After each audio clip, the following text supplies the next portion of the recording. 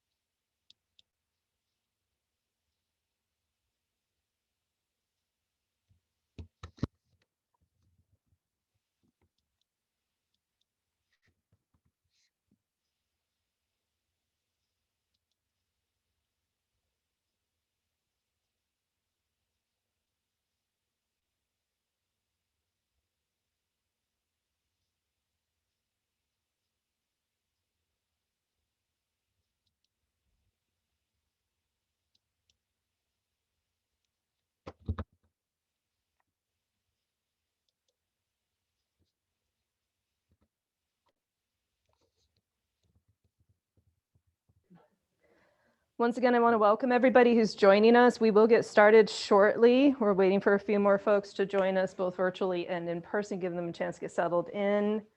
And if you're just now joining us, I do recommend that you have something to take some notes, and that you also have yourself muted. If you've got questions, you'll be able to raise your hand or put something in chat. There's a couple of people monitoring chat with us to help make sure I don't blow over questions, and we'll get started here shortly.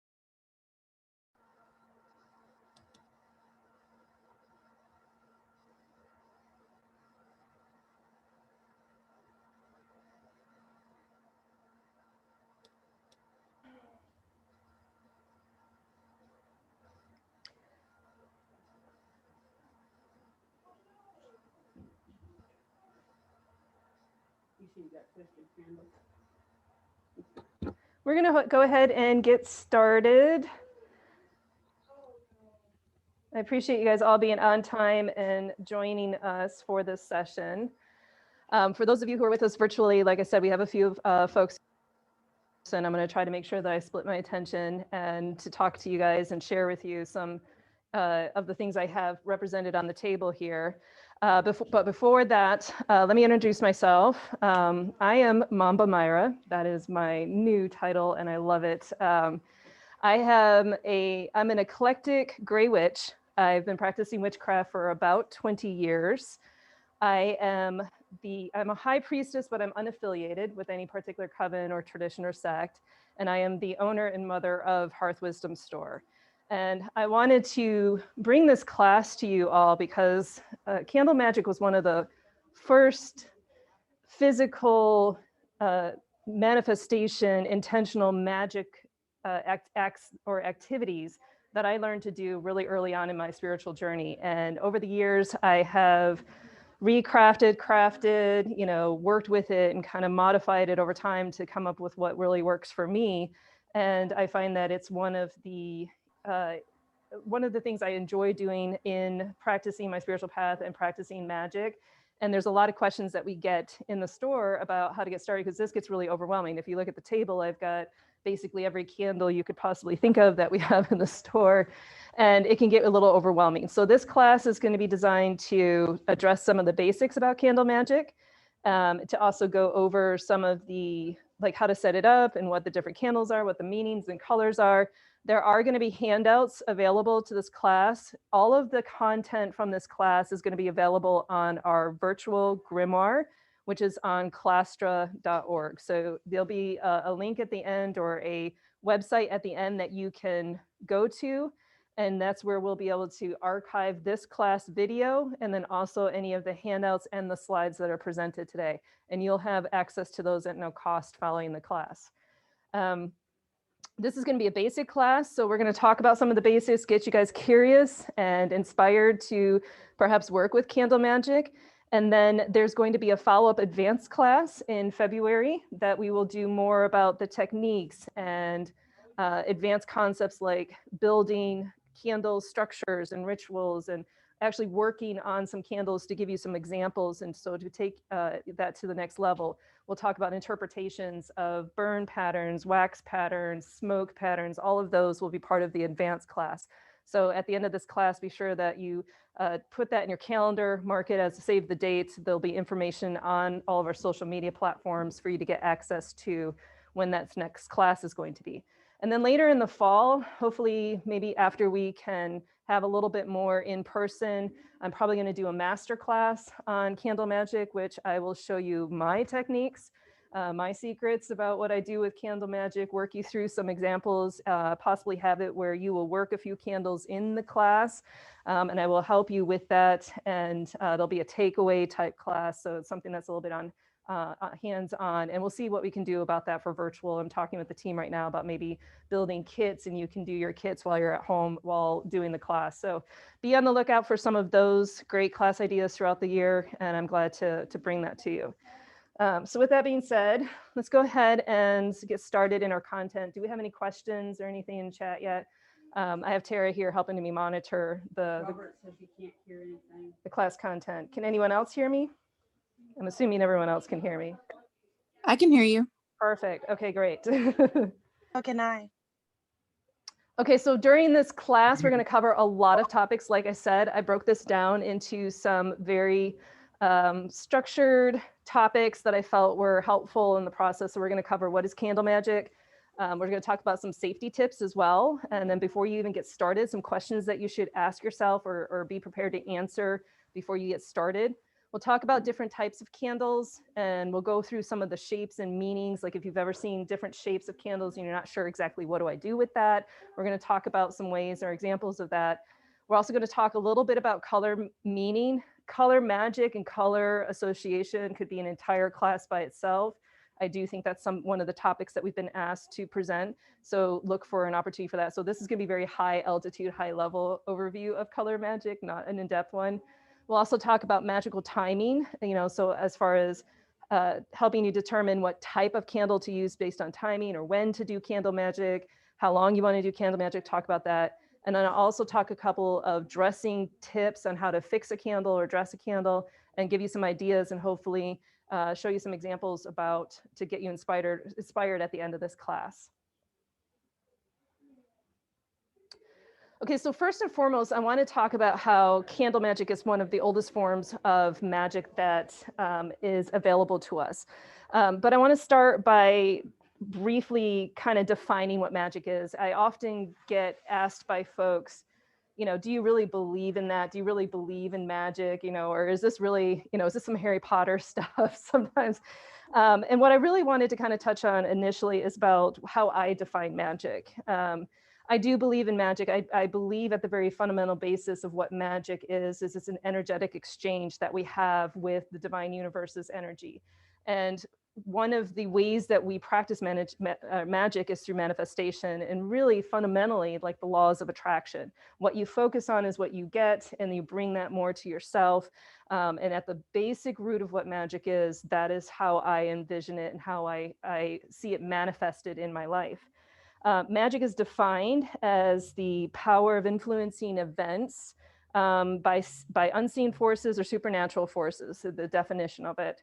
But it allows us to be able to take some type of influence or action on our physical world and our circumstances or our situations. And so When we talk about some of the oldest magic, fire is the oldest form of magic. I mean, it seemed like very magical. It seemed very powerful for humans or for man to generate and create fire. I think sometimes we take it for granted how easily we can just create fire these days. You know, I mean, just a flick of a switch or a button, and we can create magic very easily. But in the past, it was a much more laborious event. It was you had to be skilled at it. You had to have the right tools. You had to have the right skills, and a lot of it seemed very magical for primitive humans to create fire. And so in a lot of ways, candle magic is a way for us to connect to that initial primal energy or tapping into universal secrets, you know, like the idea that the universe gave us magic, or it gave us fire in a form of magic. So candle magic is a way of tapping back into that primal original source of magic. It also allows us to enhance whatever we're working on. It allows us to refocus. It can give us the opportunity to check on the progress of something or progress of some intentional work or spell or manifestation. And it is a way to help petition and attract divine energy. We talked about like the laws of attraction to help us to reach the desired outcome that we want to have. And so leveraging that old ancestral magic is one of the oldest forms. And it's probably the reason why I am so at the root of who I am as a practitioner, connected to candle magic. Okay, so what is candle magic? Candle magic is a form of intentional physical transference of energy in order to ritually manifest something. The act of candle dressing or fixing a candle is a way that you prepare a tool and prep it and set intention for the work that you want to conduct by focusing either on maybe a color or a theme or the attribute of the physical candle, the fact that there's a shape to it, can help you be more intentional when you are doing magical practice or you're trying to work on something. So candle magic is the use of this as a tool. Simply lighting a candle does not create magic in itself. You know, there's so much more to it about like the universe wants to help you, but there's an agreement that you have to have with the universe to do some of the work. And so some of that work is the work that you are doing to attract the right energy to you. Again, if you are constantly focusing on something negative, it doesn't matter how many white or black candles you might light. You're going to constantly have negativity in your life because the candle itself is not the barrier of your magic, or is not the hand of your magic. You are. So the idea of like, well, I want to get rid of all this negativity. I keep burning all of these candles to banish negativity from my life, but I just can't stop thinking about all of the negativity and it's always around me. Well, then you'll never actually do the magic because your focus and your intention is not on positivity. Now, don't get me wrong.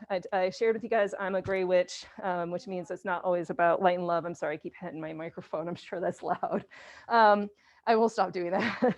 I'm not always necessarily about, oh, it's all about the light and love, because there's also things that you can do for protection and to change the outcome of situation as well. And so I'd be happy to answer any questions about any of that later on. So I have to talk about candle magic safety. Anytime we talk about lighting fire or candles or any of that, there seems to be a expectation. These are common knowledge. However, sometimes we do need to re-emphasize them. We don't recommend that you leave candles unattended. There are some candles that are intended to burn for extended periods of time. If you feel like you must leave or you're going to leave and you don't want to extinguish a candle, there's a couple of things that you can do to provide some safety. Like sometimes I'll put a candle in a pot just in case if I think it's going to have a negative outcome, it might break or something, or it might spill over depending upon the type of the candle. I will put it in some kind of container to hold it and contain it, or I'll put it in a fireplace if I think that there's a hazard as well. You know, so just making sure that you are creating safe environments to burn and do candle magic. Don't burn them near things that are going to catch on fire. You know, I would really recommend finding a draft-free place in your house. This might take some experimenting, but the reason for that, not only do you not want it to extinguish your candle, but when it comes to interpreting the burn patterns or the smoke or the wax, you don't want there to be any external influences from your environment that could possibly influence those interpretations. So finding a kind of a draft-free place, make sure it's well ventilated, that there's nothing overhead like on a bookshelf. Make sure that if you're going to use anything underneath your candle, that you put something that's going to be heat resistant, so it doesn't burn your surface or burn through your partition paper and catch everything on fire. You definitely want to keep the wax, or not the wax, the wick maintained, trimmed. There's some things that in the advanced class we'll talk about, how wax residue and the bulb that you see on a wick, how that means something. And then, keeping it out of reach of pets and children. I will share with you the other day, my cat did manage to brush up against one of my candles, caught himself on fire. He is okay. He didn't even know he was on fire. So it does happen even to the most experienced of us. I think he was just really curious about what I was doing. It was the first time he'd ever been on my altar. So you do please be careful with that, and don't overdress a candle. I know that some of us are very aesthetic, or maybe an aesthetic witch, and we love the way dressed candles look with all of the shiny added pieces to them, but you want to make sure that, one, the particles that are in your candle are not interfering with your results or your interpretations, and you also don't want them to become a fire hazard as they get to the bottom of your burn. So just some candle magic safety there. Okay, before you get started, there's a couple of things I do recommend, like logistically, that you prepare for or you ask. So this might help guide you on what type of candle or tools you might need to use. So this is going to be kind of true regardless, not just for candle magic, but for any ritual that you might be doing or any spiritual work that you're going to do. At the end of it, what do you want to achieve, by the end of the spiritual work?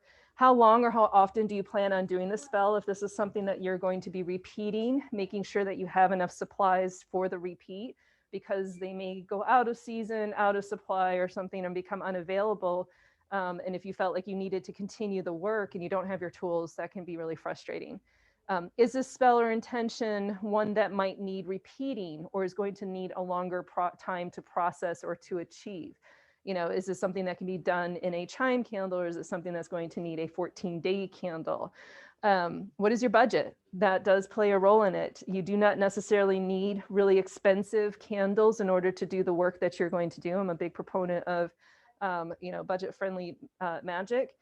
So what does your budget entail versus one candle or another? And what does that mean to you? And then where do you want to perform the spell? Are there space constraints? Is there privacy constraints? What are your logistic considerations about locality? Will help to determine too about what tools you might decide to use. Okay, so let's talk about a couple types of candles. Candles come in a lot of different forms and a lot of different shapes. I'm going to hold up some examples of different types of candles and talk a little bit about how they are used. I'm going to start with the basic candles. These are candles that you can find just about anywhere. You do not necessarily need to go to a metaphysical shop or a spiritual resource shop or a botanica or anything. But there's a lot of basic candles that you can find just about anywhere. The first ones that I'm going to go through are just your basic shapes. And so there are taper candles. I'm going to show some examples of some taper candles. These are usually used for multiple spell days, and they can, because the burn duration can depend upon the size of the candle. This is another example of a taper candle as well, but it's a little bit smaller, so they're going to have different burn times. They usually come in a lot of different colors, so you can get taper candles in different colors. If you're looking for these in an area where you have a metaphysical shop desert, meaning you don't have a lot of resources, I would recommend that you try to get them at seasonal shops during different times of the year. you know, during Halloween or Samhain, black candles are very prevalent. You know, you can find brown candles in, you know, during fall time frame. I feel like you can find a lot of these taper candles around the holidays as well. And so, you know, if you're looking for a type of candle that you can just get at, you know, a corner store, then taper candles are a great resource. They're also super flexible about what you can do with them, because you can roll them in herbs, like these have been rolled in herbs and prepared in herbs. You can engrave on them, you can carve on them, you can put them in different types of holders, so they're really versatile. The next ones are pillar candles, and these can come in a lot of different shapes and sizes as well. So a pillar candle, the reason why it's different from a taper candle is that usually these can stand on their own. Now, I don't always trust them to stand on their own, so I do usually recommend that you put them in some type of a candle holder so that they remain stable. They're usually thicker, they can be scented, they can have different colors, they can already be intentionally fixed. Like this is one of the candles that we carry that's a Reiki candle, so it's already charged and fixed for you. Again, super versatile because you can engrave on them, you can dress them with oils and herbs because you have access to the whole candle, as opposed to just maybe the top of the candle. The next one are jar candles. And so jar candles are exactly like they are called. So they're usually in a jar. They can come in various different shapes or sizes. Sometimes these are referred to as maybe sanctuary candles or vigil candles. Typically, they are encased in glass. They can be different sizes. This one's very tall compared to the last couple ones. They're intended to burn for different durations. They could also just be a jar candle that's in a jar. So like this one is one that's already fixed by a hoodoo priestess in a jar. These types of candles are easy to dress. You have access to them on the top of the candle. If I have time, I'm going to dress this candle for you guys on camera for the store so you can see an example. And they are typically used for different intentions. They could also be for specific deities, or they may have like a specific reason why it was there. Like this is a blockbuster candle.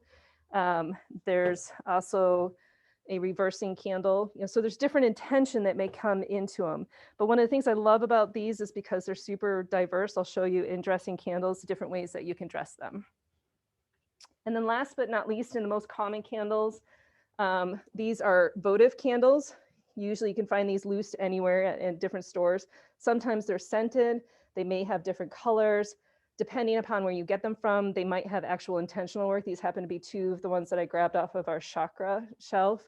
So these are chakra intention. They have scents to them, and they're fixed for the intention of working with your chakras. And so those are your basic candles. And then you have your specialty candles. So your specialty candles are the ones that are different shapes. And maybe they are animals, or they are designed a little bit differently with the type of coloring that they have. And so I wanted to talk a little bit about the different figure candles and how you use them, because I think sometimes people see them and like, I have no idea why I would ever use this candle. And what is this candle? Is it what I think it is? Sometimes it's yes. So, but one of the most common one are the figure candles, the male and female figure candles that you see. And so the whole reason why you would want to use maybe a human shaped candle is because they are most commonly used to either represent yourself or somebody else. It might even also help you to focus on some type of intentional work that on like an archetype. You know, so they come in a variety of different colors so that you can use them for different types of intention. They're usually unscented, but it's very easy for you to dress the outside of them with oils. You can usually carve on them as well. So you could put somebody's name, you could put your name, you could put a number, like whatever it is that you were trying to focus on the actual candle itself, and you can roll it in herbs or whatnot. In order to dress the candle or fix a figure candle. This is not a complete list of the figure candles that are out there. There's way more than just these, but I wanted to help you guys to recognize what they are. The next one is a cat candle. These usually come in lots of different colors, different styles. Maybe it's a cat head or a cat body, but a cat figure candle. If you've ever owned a cat, then you know that they show love by bringing you gifts or bringing you things. So you would want to use a cat candle whenever you are trying to bring something to you or retrieve something. Maybe you're trying to attract luck, or maybe you're trying to attract a person or love. You could also use it to connect to a spirit, animal, or a guide, or any cat deities. They can also be used to remove or reverse like bad luck and to attract positive luck or prosperity as an intention. The next one is a skull candle, any kind of skull candle. This is just one that I pulled off the shelf. And skull candles are really diverse. It's one of the ones I like to use because they're often used to help influence yours or somebody else's mind or mindset. So let's say you have a negative mindset and you're really trying to break that. You might decide to use a skull candle to focus your intention on changing your mindset and changing your thoughts. They can also be used to open up communication, like open up somebody's mind or perception.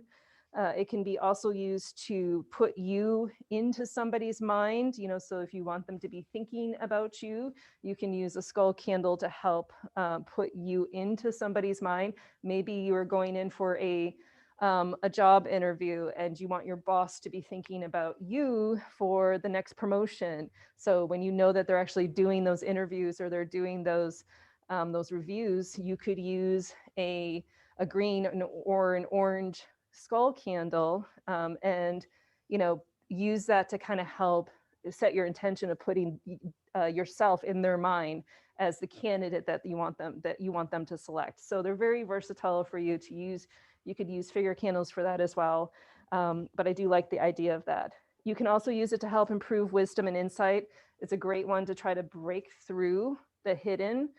So like if you feel like somebody has glamored you or pulled the wool over your eyes or has deceived you, or there's something you're not seeing and you know it, then you can burn a skull candle to help open up that insight and intuition, and also to help promote well-being of thoughts. Okay, any questions so far? Not yet? Okay. At any time, if you have a question, you can just chime in. We do have the speakers on, so I'll hear you. This one is a devil's candle. It looks very similar to a figure candle. Sometimes it can be hard to determine them. Oftentimes they're holding some type of a staff, and you can tell that there's like a little bit of this horn top to it. So variety of things as well. I think sometimes people get intimidated by it because they think it's a way of invoking the devil, and not necessarily. I think in this case, it's more about understanding devil energy. So you can use a devil candle to drive out evil spirits. You can use it to communicate with spirits. They're also used for command and control type spells. So like if you are familiar with the energy behind the devil card in the tarot deck, the devil card is all about addictions and being chained or being controlled or being, perhaps the victim of a circumstance, or being overly obsessive. And so you can use a devil candle to reverse some of that energy, to reverse some of that control, to release some of that obsession and addiction. You can also use it in the reverse sense, from a black-handed side or left-handed magic, to hex and curse somebody into those situations. So it just depends on your intention and what it is that you are trying to focus on, is how you want to use that. Cross candle, I did not have an example on the shelf. We've had cross candles. I know I've been asked about the cross candles on the shelf as well. You know, isn't this a metaphysical shop? Why do you have a cross, a candle on here? We also have angels too. And the reason for that is because spirituality is more than just any one particular religion. So a cross candle is interesting. You see it a lot in Christian practices. It's a form of, you know, a divine blessing and to petition Jesus or connecting with Christ. And so you see a lot in Christian practices, but you also see it in other traditions and other spiritual paths as well, indicative of things like crossroads or uncrossing a situation. You know, so if you feel like you have something that was put on you, a cross candle can help you to break that or to uncross it. You can also use it to invoke divine will, divine intercession, divine inspiration or assistance, you know, by using a cross candle. There's a witch candle on here too. I also didn't have one of those in the shop. They get sold out a lot at the end of the year.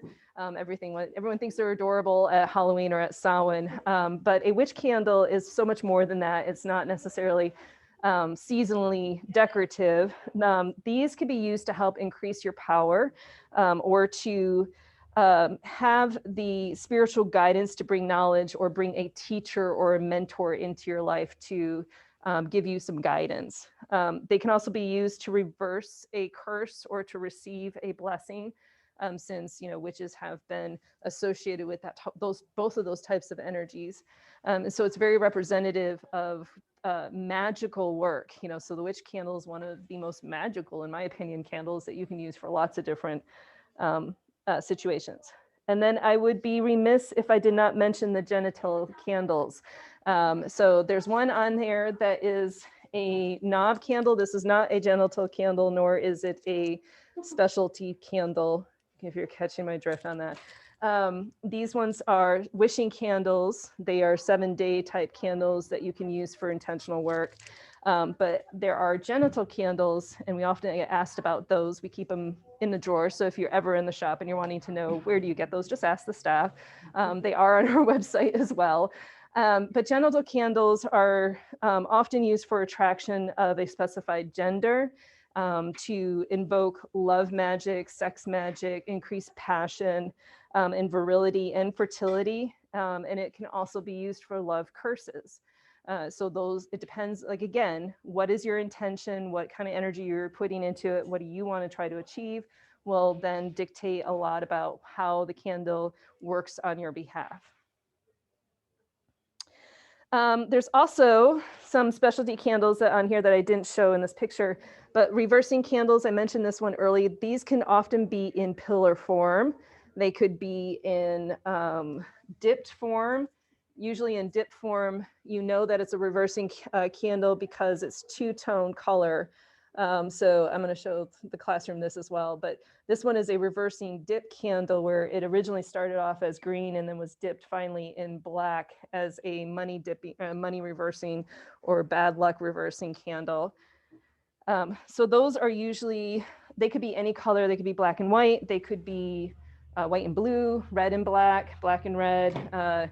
There's in the advanced course, we'll talk about what it means if it's black on top versus red on the bottom, red on top versus black on the bottom. And so we'll go through those type of specifics. They're designed to reverse a situation, sometimes referred to as double action, because you can literally burn them from both ends if it's a pillar candle like this. Again, in the advanced course, we'll go over how to do that. And then depending upon the number of colors involved, they could be a triple action candle as well. Then there's also chakra candles, not to be confused with 7 powers candles. I did put an example of both of those on this slide. The order of the colors determines which one it is. So the one on the left is a 7 powers candle. The one on the right is a chakra candle. I mentioned before the knob and the wishing candles. So if you were looking for something that you wanted to do very specific work on each different day, these are really fun because you could always engrave on each knob a different intention. So let's say you wanted to focus on self-love and then healing and then forgiveness or something like, let's say you were doing an entire well-being kind of project and you were trying to incorporate candle magic. You could do that with one of these. Maybe you're trying to get to a goal in a certain one for each day. So these can be really versatile and used in different ways as part of a wishing or a knob candle project. And then the last one I want to talk about, I have a couple more on the table here. Let me see if I can pull a couple of them up. Are figure candles that are in groups or pairings of some sort. So this is an example of a back-to-back candle. There's a female figure and then a male figure, and then they have their backs to each other. They're on a heart platform. So I think you might get in a sense of what this couple candle is about. But depending upon whether or not they're facing each other, facing away, standing next to each other, like the marriage couple candle on the slide, can kind of determine what the focus is. You know, it can be used to help build up and reinforce a relationship, maybe reinforce communication between two people. It doesn't necessarily have to be romantic. If you remember, in the English language, we are deeply unprepared for the word love. In the Latin language, there was 3 different words for love. One love to describe familial love, one word to describe romantic love, and another word to describe like universal humanity love. And so when you are thinking about these figure candles, it doesn't necessarily have to be love related. It could be family members, you know, who are struggling and maybe having some problems. It could be friendships, you know, that you might have that need some work and some reinforcement. It could also be yourself. That's one of the other things that I love about the figure candles that come in groupings is, let's say you're working on some archetype aspect of yourself. So let's say you're having a hard time working with maybe the masculine or feminine energy, because we are yin and yang. We're both. We are light and dark. We are yin and yang. We are masculine and feminine. You know, so maybe you're struggling with some aspect of yourself, or maybe some archetype personality, or something that you're struggling. You could use a figure couple candle to kind of work on that for yourself. You know, just to kind of help promote that acceptance, or maybe you're trying to get away from, you know, a bad behavior, you know, and so you're trying to divide and separate yourself from a bad behavior. You could use groupings of figure candles for that as well. So, okay, do we have any questions on any of the different types of candles that are out there? There's a couple on the table here. I will make mention of the smaller ritual candles. These are chime candles, ritual candles. You see these throughout the store and readily available. These are considered to be pillar candles. You can also use tea lights. So tea light candles for candle magic as well. I think when you start talking about duration, these become really important about, like, well, how long are you going to be working on something? How long do you want to work on something? Again, do you have something that you want to do repeatedly? And it would be great to have pre-made candles for that same thing done. Either you do that or you get them that way. There's a couple other examples of candles. We had these candles in the shop for a while. They're yin yang. Again, a great candle to work on opposites or to blend and meld something together. Bye. Okay, so those are the different types of candles. That was super unprofessional. Hopefully you can cut that out. So let's talk about candle colors and their meanings. Candle magic could be its own class, and it probably will be its own class. There's so much that we could talk about when it comes to color association, color magic. But I want to keep it simple in this case. This is a basic class. I will first and foremost start and say that if you cannot find the color of the candle that you want, don't despair, don't fret. I think it's important to notice that the color is not necessarily where the magic actually comes from. It's the focus of the intention. So as much as you want that green candle, you can just as easily substitute it for a yellow candle or a white candle or a black candle, keeping in mind that there's all of the colors are represented in black and white on their own accord. So Okay, what was the question? Jennifer's got her hand raised. Okay, Jennifer, go ahead. Hi, I had a really quick question about the Yeah. 7-knob candle. You mentioned how you can use each knob to represent or focus a specific intention and work your way down. Do you snuff the candle at each knob, or do you let it melt completely? That's a great question. And I guess it would kind of depend upon what type of like way you were using it. So let's say, for example, you were doing like the example that I used for well-being. So let's say you were going to do a 7-day well-being journey, and each day you wanted to focus on something or make that kind of your mantra for the day. Then you would then snuff it out, you know, once it burned down that one knob, and not relight it again until the next day for the next moment that you're doing that. Now, typically that's how they're used, is for a daily use. It depends on what you want to use it for. You might decide that I want to do each one of the chakra mantras using one of these, you know, so you spend the entire knob repeating the mantra. And then when it gets to the next knob, you start using that next mantra, you know, so it really kind of depends on what it is that you're working on and whether or not you want to snuff it out or let it burn all the way down through each one of those. Thank you. You are very welcome. Yeah, I guess one of the biggest things that you'll find with me is that there's no real wrong way, but that may also be because I'm an eclectic, unaffiliated high priestess. But I feel like if you are using intentional magic, then, or that you're using what your gut tells you to do, there's no real wrong way of actually doing that. And anybody who tells you, oh, you're doing it wrong, I don't know, you may want to put up the red flag with that. So let's talk about candle colors and their meanings.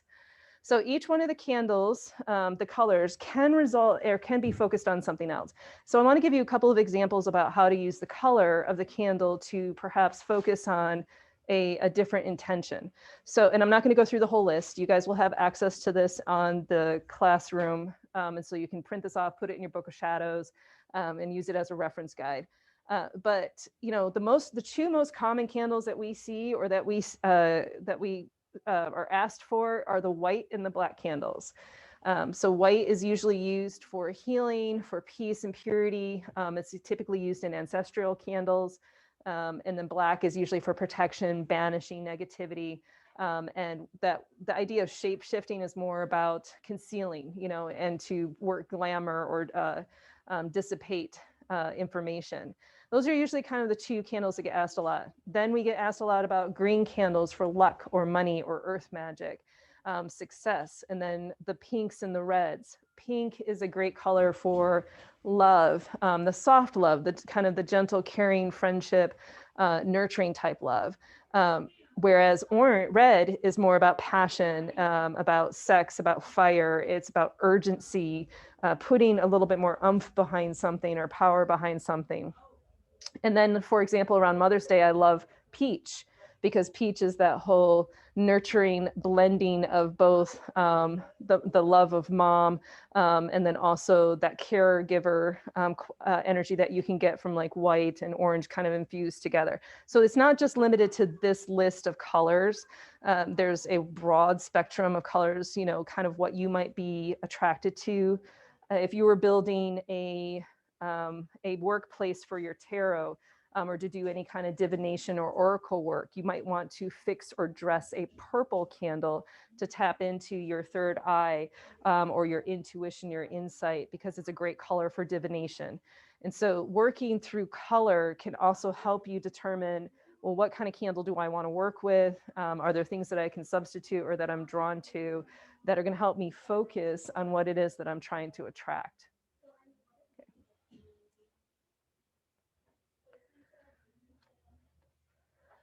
Okay, let's talk a little bit about candle timing and duration. Deciding how long and when you want to conduct your candle magic is another factor of selecting a candle type and also planning out your candle magic ritual. So ideally in advance, you know what you're wanting to work on. We asked all those questions. We got all of those answers. This is what my outcome is. This is what I kind of want to work on. one of the next questions that you start asking yourself is, when am I going to do this? When do I want to do this work? Do I want to time it with a holiday or a Sabbat? That's one that's a very easy one to incorporate if you're already celebrating different celebrations or holidays, to do candle magic around that. Maybe you want to time it with moon cycles. And so there's a lot that there's going to be in your handout, a whole description about moon phases. So working with the moon phases can also help you to focus on the intention. So for example, whenever we have a new moon or a dark moon, that is a great time to start a new project, because that energy is going to grow with the moon. So when we start off from a new moon standpoint or a dark moon standpoint, every day after that moon, the moon phase is growing and it's growing. And so you're building up energy. And so if you're wanting to plan maybe an entire moon cycle ritual using candle magic, you might time it to different moon cycles that you have. The full moon is a great time to celebrate the benefits that you've achieved and what you're reaping. It's also a great season to let things go. So maybe if you're trying to unravel something or undo something, starting to do candle magic on a full moon will help you to push it away and to let it go, and to release that. There's also different timing that you can have when it comes to perhaps the astrological events. So maybe we have Mercury retrograde coming up next week. So you might want to do something that is astrologically tied. Perhaps you want to do something that is tied to the zodiacs. Let's say that you have a desire to want to tap into Pisces intuition. And so you decide that you want to create a Pisces candle, because remember, we're not just our sun signs, we're more than that. And so let's say you wanted to tap into another type of astrological or zodiac energy, and to focus on that or to celebrate that. The other one is the idea of working with different times of the days or days of the week. Every day of the week has its own association to different energy. It also has association to different intentions or alignments. They're even associated with different deities. So you might decide that, let's say you were going to work on a Freya candle. Well, the day of Freya is Friday. And so you may decide to work your candle on a Friday to build a Freya candle. So it's maybe tied more to some type of timing as far as when you're crafting the candle, not necessarily when you're burning the candle as well. So keep that in mind. It's not just about when do you want to burn the candle, but when do you want to create the candle? You might decide to create the candle, and I do encourage this, in advance to certain events, especially if it's something that you do a lot of. For example, having a stash of protection 7-day candles in your pantry, in your magical pantry, is an amazing way of making sure you always have them ready when somebody starts kicking up some stuff. Having those prepared, we'll talk about preparing those candles in a little bit here, but you might time it during a different time of the week. The other one is you might time it during a certain hour of the day. Again, like I said, there will be a handout in your, when you go on to Clastra. If you struggle with Clastra, you're always welcome to email us. We will email you the handout. But there are different magical energies associated with different hours of the day. I know we've all heard the witching hour. Well, that's not the only hour that witches get to do stuff. So there are different associations with different hours of the day. So for example, I'll give you an example. 6 a.m. is the hour that you want to show tenacity and perseverance by doing something that you've been putting something off. So let's say you have been procrastinating and you decided you wanted to do an anti-procrastination motivation candle. And then you decide I'm going to have a ritual over that and get myself pumped up and ready to go. I'm going to burn that candle at 6 a.m. Monday morning, something, along those lines. So you've planned it out and you've created intention around timing and around the execution of the burn and all of that. Now, the next one, when you're talking about timing, is also duration. How long do you want this to go on for? So depending upon the type of candle, or well, let me say this, depending upon how long you want it to go on might determine how long the candle is. So obviously, tea light candles are going to be short burns. You could use tea light candles as part of a spiritual bath ritual. I love using tea light candles during my spiritual bath rituals. I have them all around my bath. My husband lights them up at the beginning. We put in the salt and everything. We make it all special. So not only is it very magical and everything, but I know that these are generally going to burn during the duration of the bath. So that may be why you determine to use those types of candles. The chime candles, depending upon where it's at and how you have it set up, these might be an hour or less, depending upon that. And so you may decide this is perfect for me to do a solo practitioner spell work with just me or during a meditation, and I'm going to use this candle during that meditation. Whereas a votive might be something that you can burn over a couple of days, just for a short time at a time, or possibly like 3 hours, 5 hours, depending upon what it's made out of. And so you might decide, okay, I'm going to use this one votive during this activity or during this moment. And then you start to get into your longer duration ones, so your 7-day candles. We have over here, no, what? No, they're called 7-day, but they take. Yes. Okay. So there's a question. Do 7-day candles really take 7 days? Not always. Sometimes they take longer. Sometimes they take shorter. It has a lot to do with where you've burnt it, how you've burned it, how it's burning. So we have one candle that I swear took 10 days because the flame was so weak. And so it took forever to work through that. And we had to keep recharging it and everything. So it doesn't always necessarily exactly out of 7 days. This is a 14-day candle.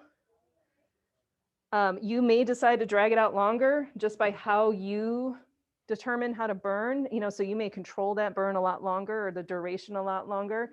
But part of deciding, well, which kind of candle am I going to use has a lot to do with, well, how long do you plan on working your spell?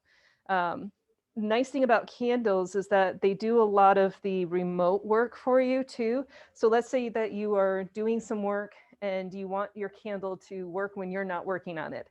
So it may be that you have to redo that candle or refix that candle a couple of times until that work manifests the way till its completion. So it may not just be one 7-day candle. You may have to do it a couple times while you are continuing to work on something through an entire phase.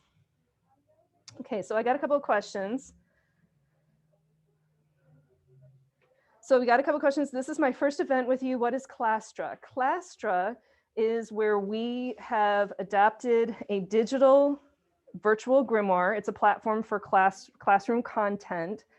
You can get to it by going to www.hws.clastra.org. And that is where we've hung a lot of our content, a lot of our past classes. Some of them are free, some of them have a little fee because we do have platform expenses, but you can usually access a lot of our classes that we've been doing over the last year or so in this format. Let's see, what's the next question? I typically get an hour off of chime candle. Good to know. Do you do different spells on the same candle, or do you only want to use a candle for a single spell? Great question. So not necessarily. So we get this question a lot, like, do I need a separate candle for everything that I'm doing? Now, I will say, if it is all one big project, you may not need different candles for one big project. So the question is kind of split here. I guess it depends on what is it that you want to do. If you're called to feeling like, okay, I feel like I could do this with just one candle, then do it with one candle. Just be very specific, make sure that they're kind of interrelated and that they're not conflicting in some way. And you could probably do that work with one petition, one candle work that you're doing. Or you may find that this has layers to it. Like, for example, I feel like I need to open doorways. So I'm going to do a road opener candle. But in that road opener process, I'm hoping to bring prosperity and abundance to my life. And there's also the idea of I need to open communication in order to ask for what I want or ask for what I need. So you may decide to work a couple of different candles. We're going to talk about multiple candles and kind of like candle layouts, because you could also build candle grids to do the work that you want to do. And so we'll do that in the advanced course and talk a little bit about that there. Awesome. Okay. So let's talk, do I have any questions so far before I move into candle dressing? Do you have any questions? No. Any questions in the class?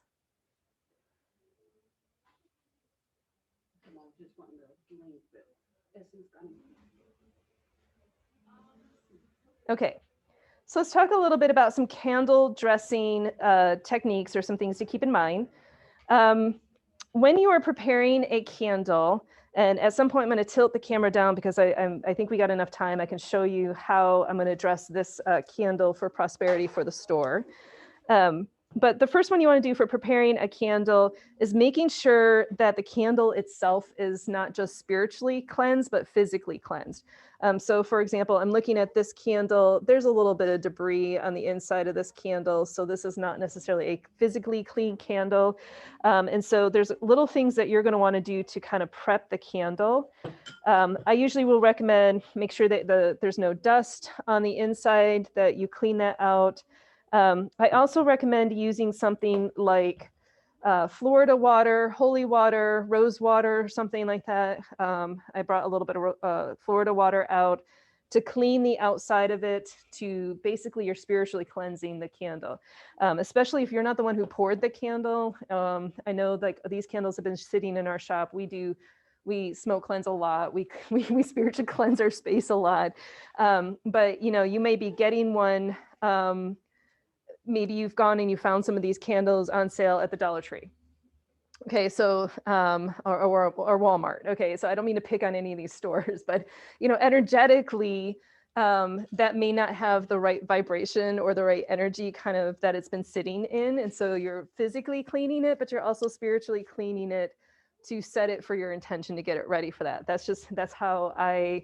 You know, when I first got started, I was young. I would get whatever candles I could get wherever I could get them from. And so I just wanted to always make sure that they were spiritually prepared and ready for me based on wherever I had gotten them from. Being very specific and detailed about what you want. There's a couple of ways that you can do this. One of the best ways is writing out a petition paper where you are taking a piece of paper and you're writing out what you want. You know, you're asking for whatever it is that you want to attract to you. Be very specific. If it's money related, then be specific about the dollar amount. If it is a specific person that you want to focus, use their name, use a date or numerology or something, or be specific. There's a lot of different ways to kind of embed that into your candle. On jar candles, one neat way is you can fold petition paper and put it up underneath it. Or you can take a Sharpie and you can write on the side of the glass to put your petition on the side of the glass, or you can affix a label to it. I'll show you a couple examples of that in a little while. But being very specific about what you want. You can also use on pillar candles, little engraving tools. You can engrave those into the candle and make it more specific as well. Number associations are another great way of dressing candles. You don't have to use all of these. So number associations, whether it is the number of holes that you are going to poke inside of a candle. Maybe it's the number, your lucky number. Maybe it's a birth date. Maybe it is the number of candles you want to use and dress. Maybe you're doing something very specific as a layout. You know, so using number association to be very specific about your intentions is another great way of dressing a candle. You do not have to use all of these techniques. You may decide, I just want the numbers on my candle. I don't want to mess with all the oils and the herbs and all the craziness that is going into this candle, or all the little bits and pieces and chunks. Those are not all necessary.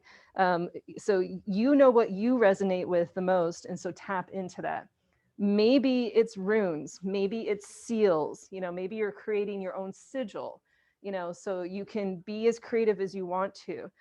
Maybe you want to put in the space of this candle a tarot card as an energy that you're tapping into. I will say be very careful about that. I do not recommend setting candles on top of tarot cards unless you are done with that tarot card after the spell. because you may damage the tarot card, burn the tarot card, melt wax all over it. I have seen tarot card spells, so if you ever have a deck that you've suddenly lost components to, make that your spell deck, where you actually use those cards as part of your spell work. You may also want to use photos. Again, same thing. If it's a photo that you love, it's the only copy that you have, please exercise candle safety with those, as far as like ancestral type candles and whatnot. The other thing you can use is oils. If you are dressing candles that are freeform like this, or a figure candle, couple of different oils that I would recommend using as part of your dressing process. Again, we'll cover some of the specifics during an advanced course, are things like jojoba oil. It's very tactile and sticky, and so it makes it easier for herbs to stick onto the candle. I have seen all kinds of crazy things used for that, but you could use a jojoba oil. You can use anointing oils or dressing oils or some type of a intentional oil as well. I've seen coconut oil. I've seen butter. I don't like butter, but I've seen it used. You can use those tools, or what tools you have on hand. Crisco. I've seen Crisco used to affix herbs to the candle. Or you can use them to be the very intentional oil where you're dressing it with something very specific. I have a prosperity anointing oil here for the candle. But any types of oils can be used. Now, I will say a little note on the oils. Try to avoid synthetic oils, perfumes, anything with alcohol in it, are very flammable. So sometimes oils, if you're not sure of the type or quality of it is, it could interfere with your burn. It could interfere with the results of your candle. If you're using any candle, I would avoid getting it on the wick, so don't get oil on the wick. You could actually smother your candle that way. Yeah, it's very easy to drown wicks in these candles with too much oil on the top.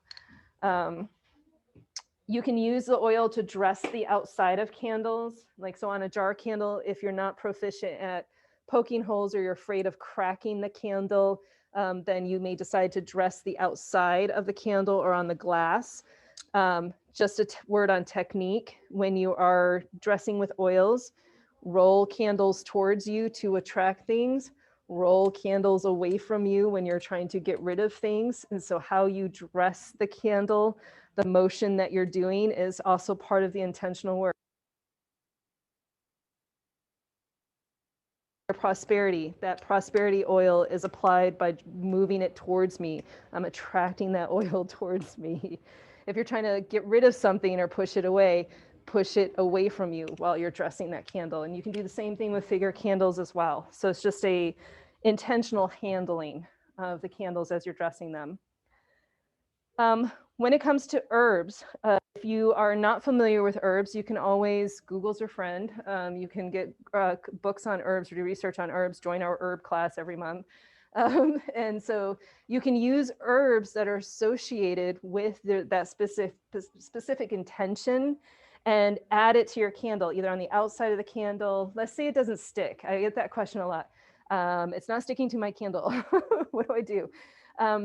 Well, if you cannot find an oil or a butter or something like that that's working with you to get it to stick to your candle, you can always dress a candle by dressing its space. So let's say you have a pillar candle or a 7-day candle, jar candle on a plate, you could dress the plate.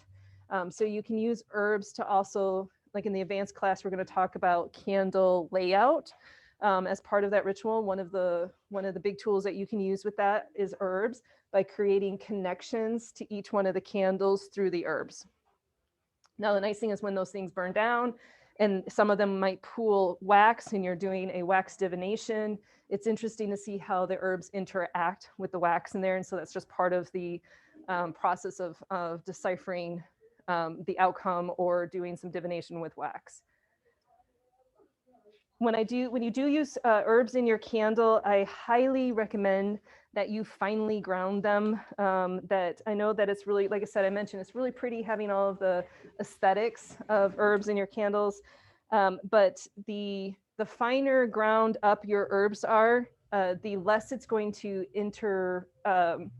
interact with or interfere with your candle burn and the pattern that you might have on your candle. So when you do that, I recommend grinding it up as finely as you possibly can. Crystals, if you're going to use crystals, you can use crystals in a couple of different ways. You can use crystals around your candle. So you may decide to grid around your candles. Again, it depends on whether or not you are using a freestanding candle that might engulf your crystals. Whether or not you want your crystals back is a consideration. So are you using that all in conjunction with the spell? Just keep in mind. Are you turning all of that into something that you might bury or something that you might get rid of? Are you going to reuse those crystals? Obviously, there's some work that you do that I may not recommend that you reuse anything from it.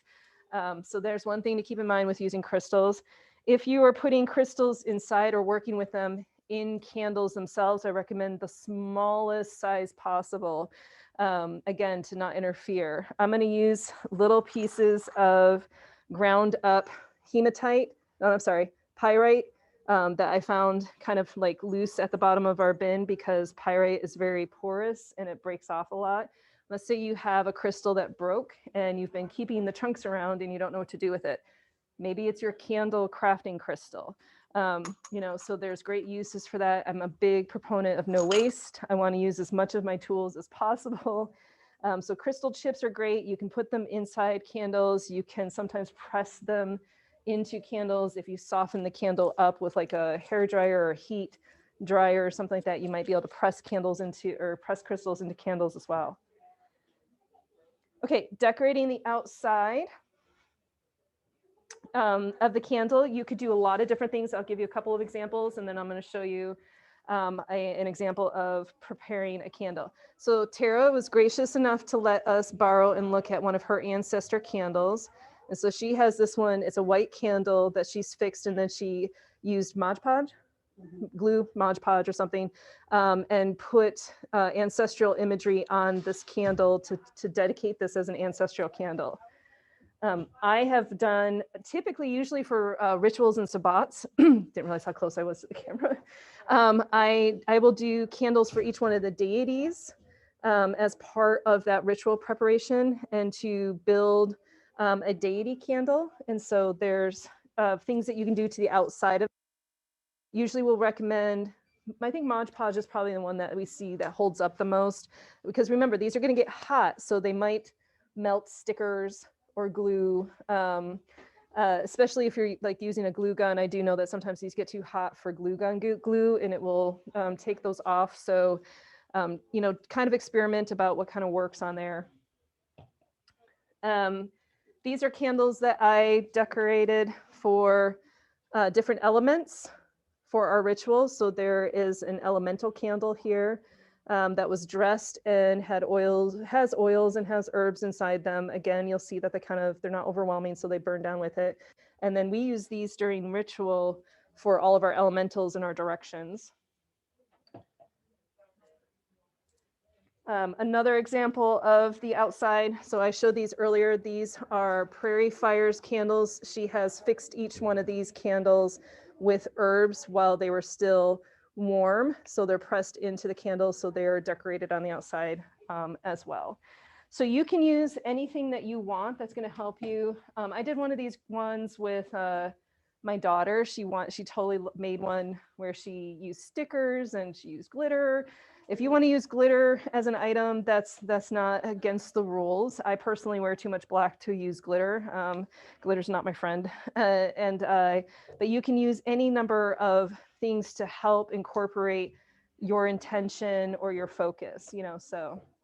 One thing on the glitter, they do have a wood-based glitter that I would recommend versus just the El Cheapo stuff at Hobby Lobby, because I don't know that that's not toxic when it burns. That's true. So Tara said maybe look for edible glitters or wood-based type glitters that are not toxic. Again, yeah, some of those glitters are plastics and have petroleum products and whatnot in them, and so they may not be the best ones to put in there. Okay, we also have, let's talk a little bit about storing them for future use. I mentioned before that you may decide to, and I'm going to pick on Tara for a minute. So when you have a candle like this that you use, now if you use it frequently, you probably don't need to worry about debris or dust or anything like that that gets on them. But what if you have one that you don't burn a lot? And so like you only burn it for special occasions. And so one of the things you want to do is protect it from getting dust on the inside of the candle. So if I'm making up a batch of candles, let's say I make up a batch of protection candles or a batch of prosperity candles, I will put saran wrap and a rubber band around the top of it to protect what I've already done to the candle, what I've already fixed. Because once I'm done, I don't want it to be messed with. I don't want any interference. I don't want any debris or dirt into the candle. So taking some saran wrap over the top, affix it with a rubber band. I will also usually date the bottom of the candle, so I know when I made it. Or if there's certain intentions behind there, I might put a sticker on there to say, hey, this is a full moon candle versus a new moon candle or whatnot. But you can store them after you've created them. So if you're somebody who really gets into candle magic like me, I often need to backlog some of my candles so that I have them available and ready to go. And that's why whenever we dress candles here for customers, we'll put a baggie over it just to help protect it. Yep, so whenever we fix candles in the store or dress candles in the store, we put a baggie over it to protect it in transit. Usually if you are using essential oils, anointing oils that are in something like a almond oil base, like for example, I got a question about what if I dress a candle like this and I have oil on it? Okay, so you do have to keep in mind shelf life. Almond oil, jojoba oil has a longer shelf life. Essential oils are going to have a longer shelf life. Those oils can probably sit in a cool place, or the candle can sit in a cool place for up to a couple of months and not get rank or have any problems. Again, if you've got a lot of herbs on them, something like this or something like this that's got a lot of herbs and oils on it, and you put it in a cabinet and you don't protect it, like I would put it in a baggie or something, you might find that critters find it first. Okay, so depending what you've used. So keep that in mind as you are prepping and storing them for future use. You don't want them to go rancid, and you don't necessarily want to make them too far in advance that they lose the energy and intention. So keep in mind that you've put your energy and you've put your work in it. If you abandon it, like anything that you ever abandon is going to lose energy, is going to lose momentum. So if you've ever seen the candles in the store, if they're ever weak, you might see one of us kind of going up to it and kind of wrapping our hands around it, talking to it. We are recharging and reinfusing that candle to bring more energy to it and stuff. And so keep that in mind. If you've had a candle waiting around for a couple of months, I don't know, I talk to my candles, so I would, you might decide to recharge it or put some additional energy into it before you go back out and use it. Okay, any questions before I show you an example of dressing a candle? I can do that. I can answer questions and dress candles at the same time, I think. If I can walk and chew gum at the same time. Here's just a list of ideas of candles that you might decide to work with. Or candle ideas that you might decide to make. I've showed you a couple of them. I already see some spelling errors in here. There's all kinds of candles that you could do, all kinds of candles that you can make. And so just whatever you're being drawn to. Like I said, I love candle magic, and I'm always excited to do candle magic. And so this is not something that you have to do for any one particular event. I actually light candles at the beginning of my day, at the end of my day, throughout the day for different intention and different work. So there's a couple of different ways that you can dress or make candles. So anybody have any questions right now? Some questions while I'm getting ready with this. So right now I'm cleaning the candle. There's actually some debris on the candle, so I'm both physically cleaning the candle, but I'm using that Florida water to clear it off from who else may have handled the candle before me, their energy, their intention, their doubts. I don't need that interference in my candle work.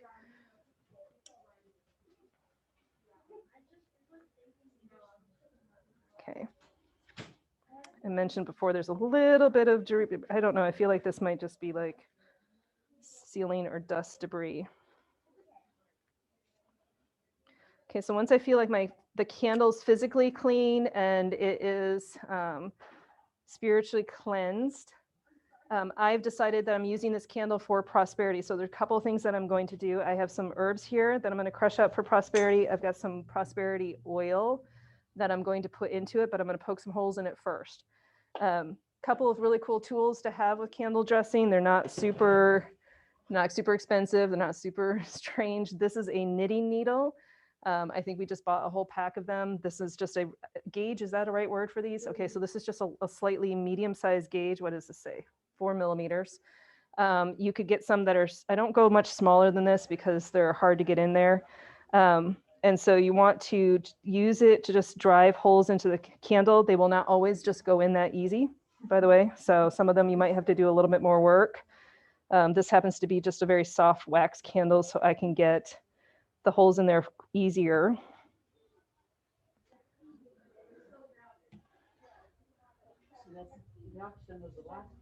Oh, I know. Sometimes they're really hard. So I chose 7 holes that I just used and poked this in. Chopsticks sometimes work. The only problem with chopsticks, if it's a firm candle, you might lose your chopstick if it breaks off. So I do recommend metal knitting needles. Hey, it's just wood, you know, so. Debris. We talked about candle debris. All right, so prosperity oil here. There's a few drops of this prosperity oil. This is an anointing oil. Usually we can use some crafted oils. I'm just using a little pipette or a dropette because I don't want to drown my candle. So using the pipette allows me to actually put a few drops into those little holes. I kind of be mindful of where my camera's at. So that way it's not sitting on the top of my candle threatening to drown out my wick. It will then kind of get absorbed into the candle as the candle starts to burn down. And so that's deeper inside the candle, deeper in the inner workings. So just stuck some oil down those little holes. Okay. I also mentioned earlier that I wanted to put some pyrite in there. So there are some of these pyrite little flakes that came off of some of our pyrite crystal that just kind of flaked off. And so this is more like a powder almost. So the nice thing about this is that because it's so small, I can kind of just dabble it around the surface. I can even stick some of those little pieces down those little holes. I love doing that, by the way. Go in your hole. Go in your home. If you buy any of those crystal chips, those are amazing as well. So I'm not necessarily condoning the destruction of crystals in order to put crystals into your candles, but that you can get the little bottles of crystal chips and put those into the holes or in the top of the holes. And then earlier I pulled together some herbs. Not a lot. You see how much I'm using there? I'm not even using a whole lot here. I don't want to drown my candle, but this is a little bit bigger than I want to put into my candle because I don't want it to interfere and create a fire hazard. So I'm going to use, this is a mortar and pestle to just grind those up a little bit finer. The more that you can get this into a powder, and you may not get it into a complete powder, the better. It will not interfere with it in the long term. And it will have a cleaner burn at the end. Because you don't necessarily have all that extra debris. So I'm going to really focus on just using the really small, fine granular pieces. And if I've got little slightly bigger pieces, then I can put those in the little holes again. And if you notice the way I'm working with this, make sure my head's not in the way, is I'm going in a clockwise direction because I'm attracting something to me. So as I'm working around my candle, I'm always using my directional energy in a way that promotes my intention, which is I'm trying to attract something to me. So it's coming towards me, not away from me, not in a reversing direction, not in an undoing direction. I want it in an attraction direction.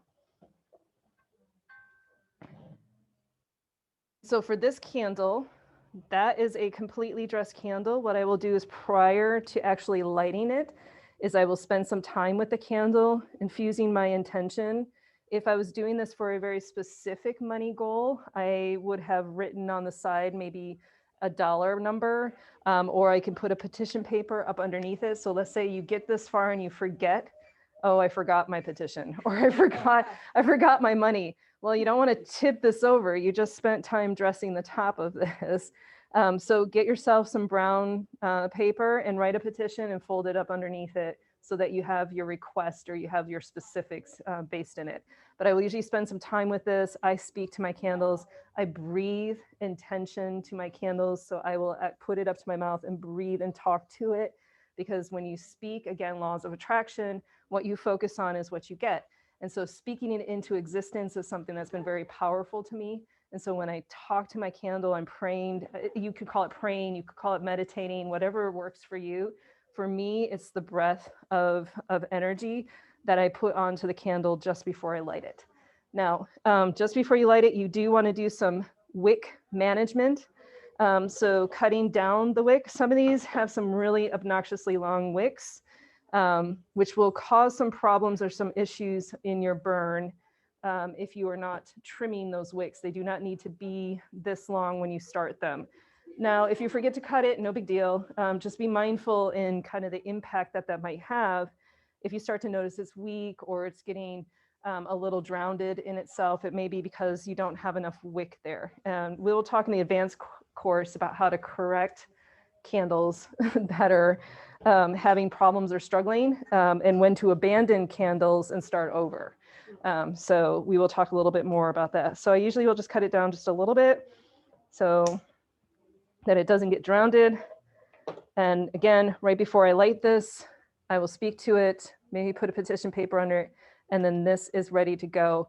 This becomes a prosperity candle for the store that whenever we are feeling like it's a little bit dead in here, you know, we light this as a beacon to say, please bring us some friends, please bring us some customers.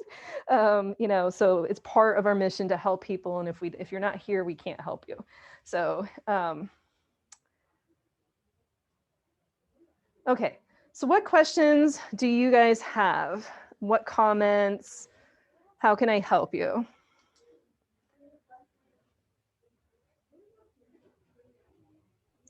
So if I was going to do candle magic for the intention of opening up a certain area of my life, let's say this is a specific chakra area. You mentioned some I guess maybe we're talking about between the root chakra and the solar plexus, but you'd mentioned like some specific candles earlier, like that if for attracting specific genders. And this would be different than that because it's not so much an attraction thing, but it's maybe to eliminate a blockage in that area. Is that the type of candle that you might recommend? Anything specific that you might suggest for that type of a work? Yeah, so if you were trying to remove something in one of your chakras, the first thing I would say is like if you knew what chakra you were working in, let's say you were working in your root chakra, then I would focus on root chakra type symbolization or energy. So I'd go with a red candle. Maybe I will use root chakra type herbs, maybe some root chakra crystals to use around that. And I would focus my intention on unblocking or opening that up or clarifying that. And so you may decide to work in some cord magic with your candle. And with that being, especially when it comes to like unbinding something or unblocking something, taking some ribbon on the side of a candle like this and knotting it, say 7 knots, or maybe in this case, you know, 7 knots for the 7 chakras. And every time you burn it, say you plan to burn for 7 days, you untie those knots to help open up those blockages on those chakras. So you're creating kind of a physical representation of what it is that you want to have happen, utilizing the candle as kind of the base for that. Does that help answer your question? It does, definitely. Definitely. Thank you very much. You're welcome. Do you have any questions? Our classroom attendees. I have seen books, and maybe they're older, but for multi-day spell usage, you know, not blowing it out. Sure. And I guess that weirds me out a little bit because I don't want to leave a burning candle going in my house, even if it is in the fireplace. Yes. So what are your thoughts on Excellent. that? We always get this question, to blow or not to blow on a candle. So, What can I say? yes, well, and you are dealing with me. So, okay, so here's a couple of thoughts about extinguishing candles. First, I think before you even start your candle ritual, I think you need to decide, are you going to make the candle magic extinguishable or not extinguishable? So a couple of things. This is something that you're doing very specifically over a multiple day. And like, let's say you're using a wish candle where it's intentional that you're just going to burn one knob at a time, right? So you're obviously going to extinguish this if you plan on using this over a multiple day as opposed to a continuous burn. So the decision on whether or not to blow this out or not is going to be kind of dependent upon how you set up your candle ritual. Now, whether or not you decide to, I am not going to encourage you to lick your fingers and extinguish it. Have you seen me do it? Yes. I don't necessarily recommend it. That is a safety hazard, a burn potential. If you can get your hands on a snuffer, this is a metal snuffer. And so you can use that to extinguish and deny the candle air. That's what you're doing, right?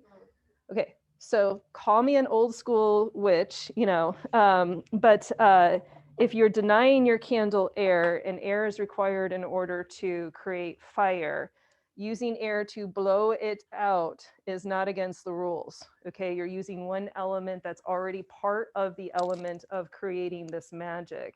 And so now, I'm not going to get into arguments with people about it. I think it's your personal preference, and it's whatever you've been taught or whatever your tradition is.